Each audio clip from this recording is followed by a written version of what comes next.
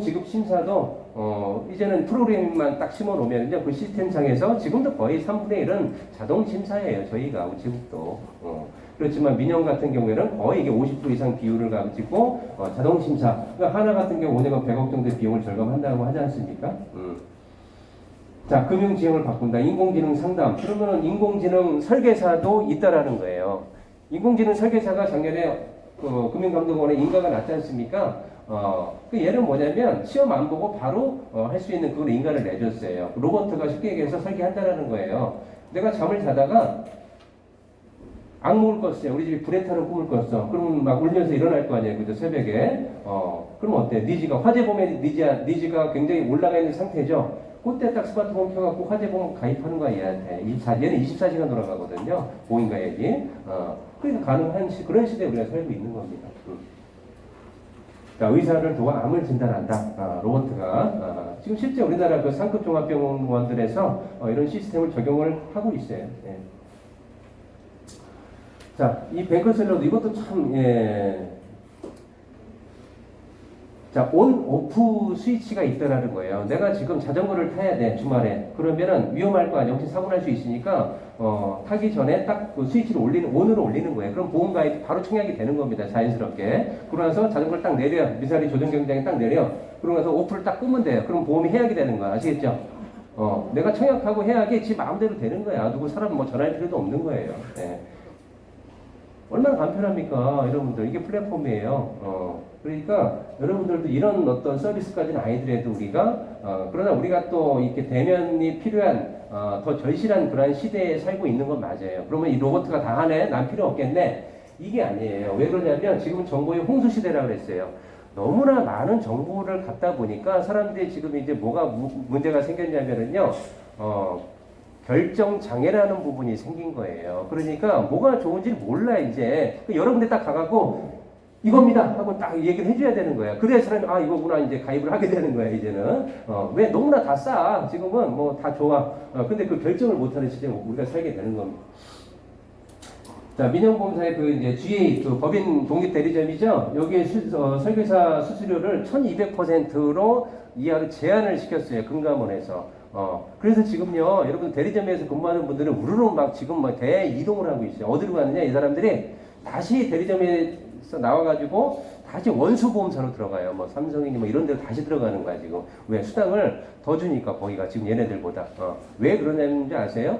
이게 지금 불안전 판매 온상으로 완전 찍혔어. 금감원에 지금 대리점 조직 자체가. 그래서 난리가 났어요. 지금 조직 자체가 막 붕괴가 되고요. 그러다 보니까 다 빠져나가니까 아예 정규직 보험 설계사를 도입을 한다라고 이제 이렇게까지 이제 내걸고 지금 사람을 채용을 하고 있는 상황이에요. 근데 이제 과거와는 달리 우리가 이렇게 사람이 많은 거는 이제 원치를 않는 거예요. 이 보험사에서. 왜 그러냐면은요, 그 비용이라는 부분이 너무나 많이 들어간다는 겁니다.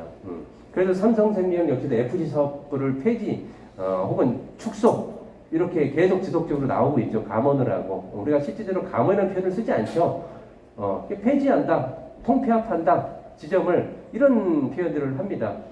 많이 나갔어요, 지금. 삼성의 생명만 4만 명이 근무를 해요. FC분들만. 옛날에는 이분들이 많이 있으면 도움이 됐어. 왜냐면 이분들이 한 건씩만 해갖고 와도 어때? 지인들한테 통해서 4만 건이 들어오는 거야, 그 달에. 예를 들면 신진 4만 명이 있다 그러면은요. 근데 지금은 그게 의미가 없다라는 거예요. 많이 팔면 팔수록 뭐다? 보험회사 입장에서는 손해인 시점이 온 거예요. 그것도 특히 보장성 말고 저축성 말이에요. 예.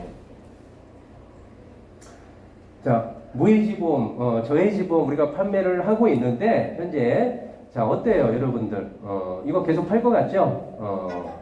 계속 팔지 않을 겁니다, 아마. 지금 금감원에서도 뭐라 그러냐면은 이 저해지, 왜냐면 지금 민원이 굉장히 많이 늘어나고 있는 그런 추세예요, 현재. 무해지, 특히 무해지. 납입기간 동안에는 해약환급을 주지 않으니 사람이 중간에 어떤 일이 생겨서 해약을 했을 경우에 그러한 부분들을 받을 수가 없으니까 그게 해지로 이어지는 것, 민원으로 이어지는 겁니다. 물론 내가 다 알고 뭐 깨알까지 뭐 써있는 거기에다가 뭐 사인을 했을지라도. 그러니까 여러분들 우리가 지금 있을 때 많이 팔아놓으세요. 무해지, 저해지 상품들도 어떻게 보면 이러한 상품들도 이제 곧 없어질 것이다. 거기다 민영보험사는 지금 현재 치매보험을 갖다가요. 여러분들 이제 뭐 24개월 우리가 이제 우리도 마찬가지로 확정 지급을 해주죠. 근데 그 이후에 종신 지급을 해주지 않습니까? 살아있는 동안만큼은. 근데 민영사는 그걸 어떻게 해요? 종신에서 다 바꾸고 있어 지금 현재 기간을 정해서. 지금 통상 5년 정도로 정해서 다 축소시키고 있습니다. 치매보험을요. 이럴 때 우리가 어때요? 이럴 때 우체국보험은 열심히 또 판매를 해서 그런 것들을 또 다 뺏어와야죠. 예. 그래서 앞으로는 어떤 상품을 팔아야 되냐면요. 여러분들 중저가의 종신보험이에요. 그냥 종신보험이 아니고 중저가의 종신보험 상품들을 우리가 판매를 해야 돼요. 그리고 그냥 치매보험이 아닌 특화 치매보험을 팔아야 되고, 자, 이 특화되어 있는 건 누가 만드느냐? 여러분들이 만들어야 돼요. 설계를 통해서, 조립을 통해서. 그냥 치매보험만 판매하지 말고 우리가 같이 믹스해서 파는 거야. 우리가 기존의 판매 방식하고 거의 비슷한 수준으로. 자, 특화 암보험. 암보험 역시도 마찬가지. 그냥 암보험 팔지 말고요. 특화시키라 이거예요. 다른 상품하고 믹스를 해서 우리 가족암하고 여성암하고 그 다음에 백세암 같이 믹스를 해갖고 팔아라. 자, 그 다음에 이제 중저가의 통합보험. 이런 상품들을 우리가 지금 앞으로는 눈여겨봐야 될 그런 상품들이라는 겁니다. 자, 올해 우리를 놀라게 할 그런 5가지의 이제 사건이 있는데, 그 첫 번째 사건은 지금 왔습니다. 우리한테. 뭐죠? 코로나. 그렇죠. 예, 코로나19. 예. 자, 코로나19로 인해서 전 세계 경제가 멈췄습니다. 여러분들. 요즘 공기 좋죠?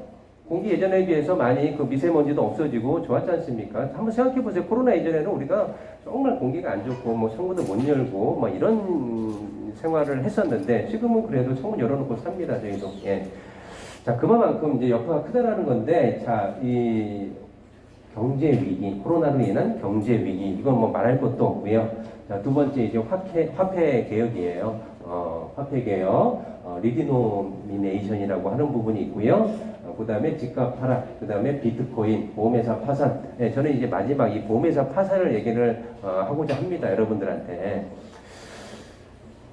자, 그러면 여러분들 지금 이 화폐 개혁, 리디노미네이션이라고 하는데요. 아까도 말씀을 드렸지만 우리나라는 지금 전 세계적으로 국격이 올라간 상태예요. 그리고 국가 간의 어떤 이런 회계 거래를 할 때 지금 단위가 너무나 높다라는 거예요. 우리나라 단위 수가, 화폐 단위가.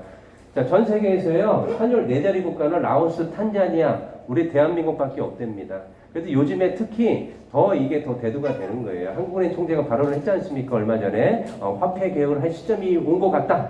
이렇게 딱 한마디 했습니다. 그러면 이런 얘기들은 과거 지속적으로 나왔던 이야기지만 어찌 보면 지금 이 시기가 적기다라고 하는 게 전문가들 10명 중에 5명은 적기다, 5명은 아니다.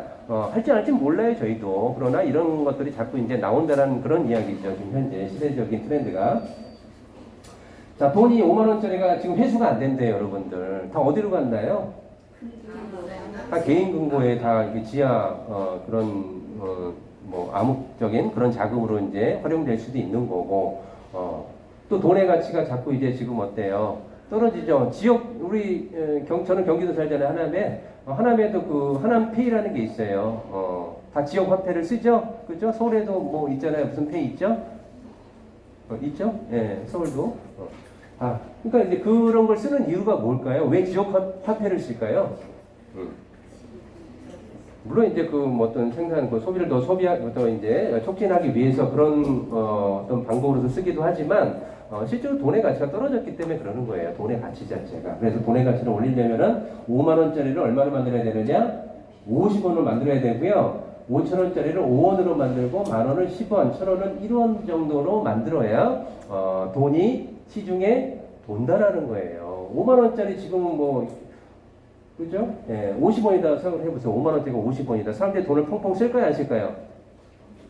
쓰게 되지. 돈의 화폐 가치가 낮아지니까 상대적으로 내가 느끼는 게, 체감적으로 느끼는 게, 싼 거라고 느끼는 거야.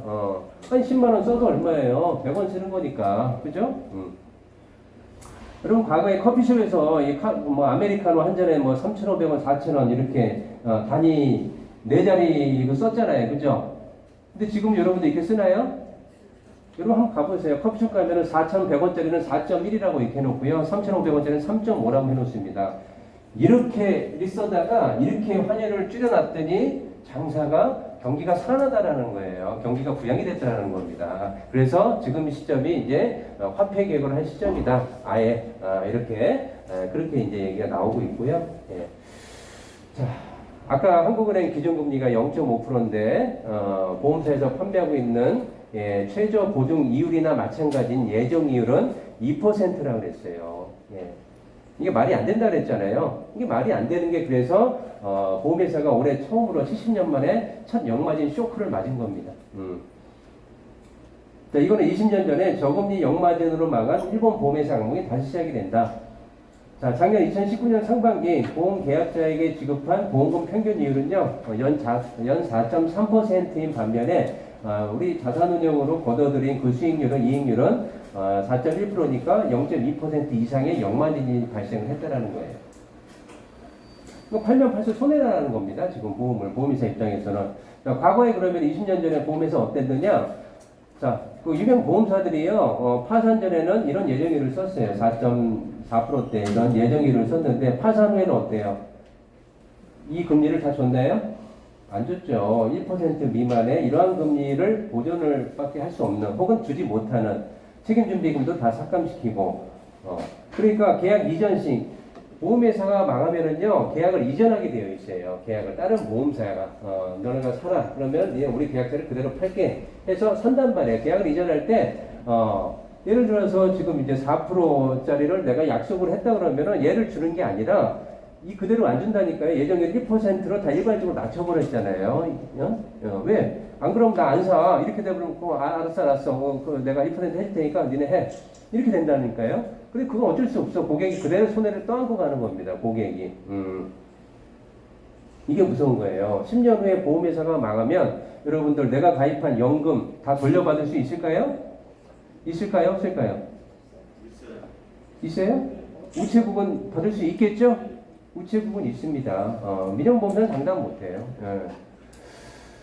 자, 내가 가입한 연금뿐이 아니에요. 종신보험. 내가 언제 죽을지 몰라. 뭐 100세 뒤에 죽을지 150살 뒤에 죽을지 알 수가 없어요. 그때까지 그 보험사가 있을까요? 과연?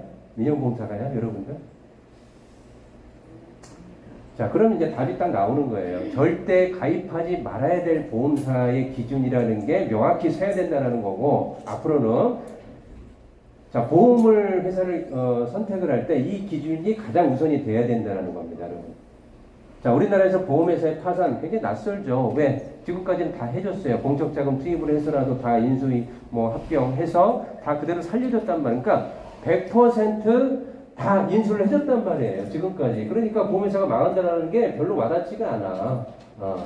근데 지금은 이제 법이 바뀌어요. 국제법이 2023년 이후로. 그래서 그때부터는 해주고 싶어도 해줄 수 없는 상황이 발생을 하는 겁니다. 그래서 안정적인 보험회사 선정이 우선이 돼야 되고 금리 1% 2% 더 주고 0.1% 이게 중요한 게 아니고 뭐 어디 입원비 더 주고 수술비 더 주고 이게 중요한 게 아니라는 거예요.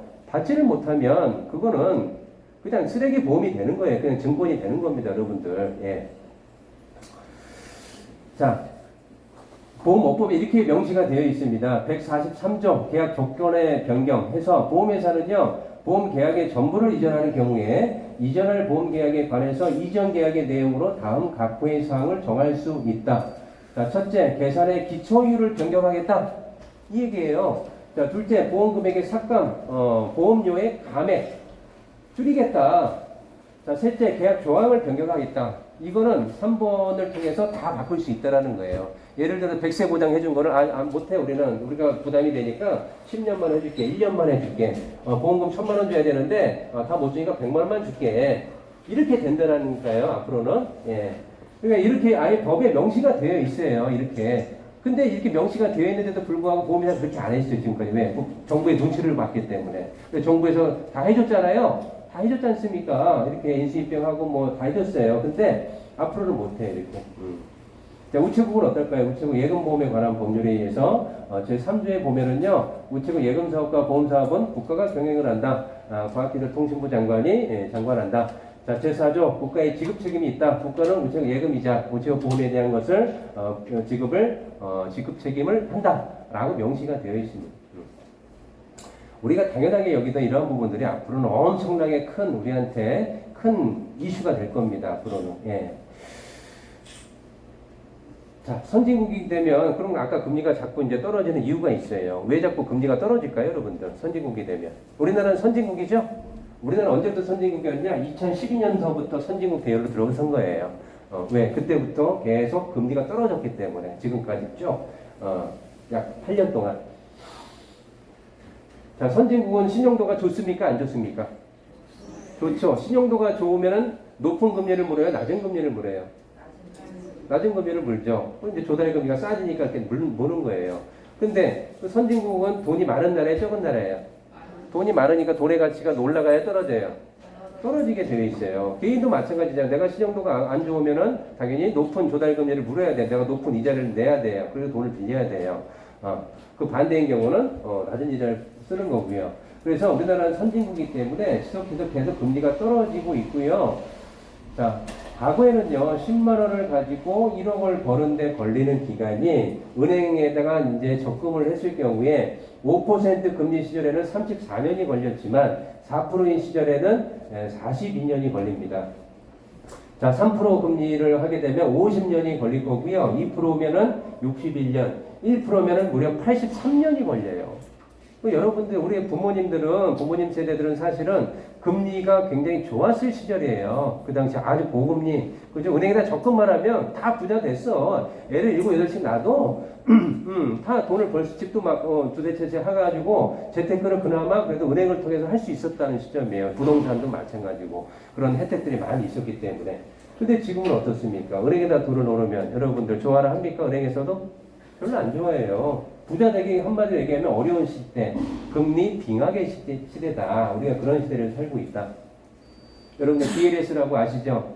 DLS 파생상품에 투자해가지고 DLF, DLS 난리가 났지 않습니까? 제 친구도 삼성증권에 있거든요.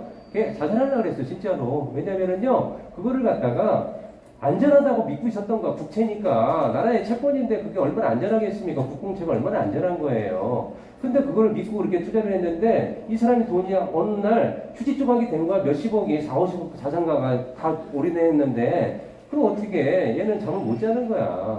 그런 게 한두 명이냐? 국민은행하고 어디 우리은행 제일 많이 팔았다 그러잖아요. 이게 사회적인 큰 이슈가 되는 겁니다. 은행이 안전한 줄 알았더니 그렇지 않다라는 거예요. 은행 역시도. 은행도 보존할 수 없다. 보장할 수 없다. 근데 금융감독원에서는 은행, 금융상권이라고 그래요. 은행, 증권사, 그 다음에 어디 보험사. 이 세 개 중에서 어디를 제일 집중적으로 관리를 혹독하게 합니까? 보험사야, 보험사. 은행이나 증권사는 그렇게 관리를 감독을 그렇게 안 해요. 얘네들은 안정적으로 보고 그런 상품을 또 안정적인 상품 운영한다라고 생각을 하기 때문에 그렇게 안 해. 근데 불안전 판매가 높은 특히 이런 보험 쪽에서는 혹독하게 관리를 해요. 지급료의 비율이라든지 이런 부분. 그죠? 이렇게 혹독하게 관리를 한다는 건 뭐예요? 그 보험사가 안정적으로 잘 이렇게 보험사의 상대적인 거예요. 그러니까 은행보다 훨씬 더 안정적이다라는 거예요. 예. 자, 지금은 4초 시대라고 얘기를 합니다. 4초 시대. 자, 초저금리, 그 다음에 초저출산, 초고령, 초과세 이런 시대에서 우리가 살고 있습니다, 여러분들. 그래서 저금리는 뭐죠? 지금 현재 이제 저금리, 금리 자체가 없다라는 걸 얘기하는 거고, 저출산은 이제 0. 작년에 학교 출산율이 0.92명이었어요. 전 세계에서 1명대 미만으로 되는 출산율은 유일합니다. 대한민국이 유일해. 예. 자, 초고령화 사회 접어들었죠 이미. 초과세. 이제 세금은요 앞으로 점점 훨씬 더